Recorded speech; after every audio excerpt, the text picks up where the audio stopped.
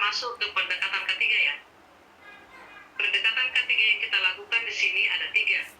Yang pertama adalah pendekatan hukum, yang kedua pendekatan ekonomi, dan ketiga adalah pendekatan kemanusiaan.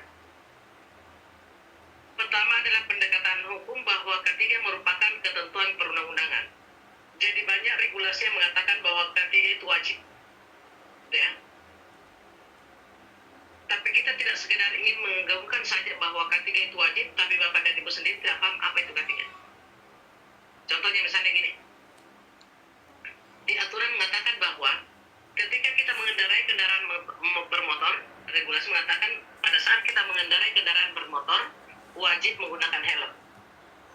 Tapi tidak sedikit yang kita dapati setelah kita keluar dari sini, rupanya di luar banyak pengendara kendaraan bermotor tidak menggunakan helm.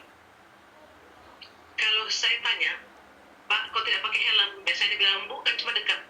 Atau Bu, di situ kan tidak ada polisi. Artinya bahwa dia menggunakan helm ini hanya untuk menggugurkan kewajiban dia terhadap aturan tadi. Tapi dia tidak paham bahwa fungsinya helm ini, dia tidak paham apa fungsi helm ini. Kalau dia paham bahwa fungsinya helm ini akan melindungi kepala dia dari benturan pada saat perjalanan dari A ke B, maka dia akan menggunakan helm ini. Tapi karena ini dia tidak pahami, maka dia tidak menggunakan itu. Kalau dia paham bahwa fungsinya helm tadi akan melindungi kepala saya pada saat saya dalam perjalanan dari A ke B. Karena dalam proses perjalanan ini, saya tidak tahu apakah saya akan selamat atau tidak. Tidak yang bisa menjamin itu. Mungkin kita bisa pelan-pelan karena kita paham tentang ketiga, tapi ada saja orang yang tidak paham tentang ketiga, mungkin bisa balap, bisa menyerempet kita. Nah, ketika dia paham fungsinya ini, maka kalau dia sudah paham itu, maka baik jauh maupun dekat, baik ada polisi maupun tidak polisi, dia akan menggunakan helm. Sama dengan ketiga. Kita tidak sekedar ingin menggaungkan saja, tetapi Bapak dan Ibu sendiri tidak paham tentang ketiga itu bagaimana. Oleh karena itu, kita di Sulawesi Selatan sekarang, kita sudah, kita sudah menggaungkan, merintis, bukan menggaungkan ya, merintis tentang ketiga usia dini. Jadi mulai dari KTK sampai SMA itu kita edukasi masalah ketiga. Kita berharap nanti ketika tamat SMA, dia memasuki dunia kerja, bukan lagi dia belajar K3, bukan lagi dia memahami K3, tapi dia sudah menerapkan apa yang dapat di bangku sekolah. Dan kita juga berharap bahwa banyak sekolah-sekolah mereplikasi model ini. Ya.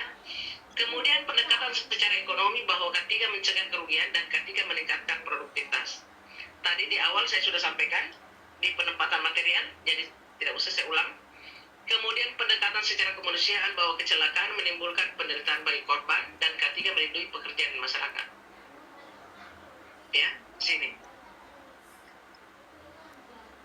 Di sini bahwa ketika terjadi kecelakaan, bukan saja si korban yang menderita, tetapi keluarganya pun yang bergantung ke dia ini ikut menderita.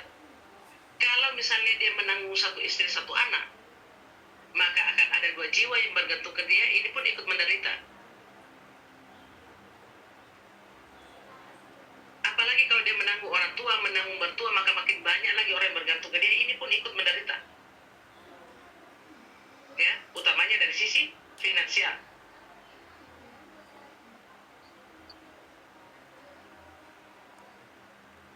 Ya.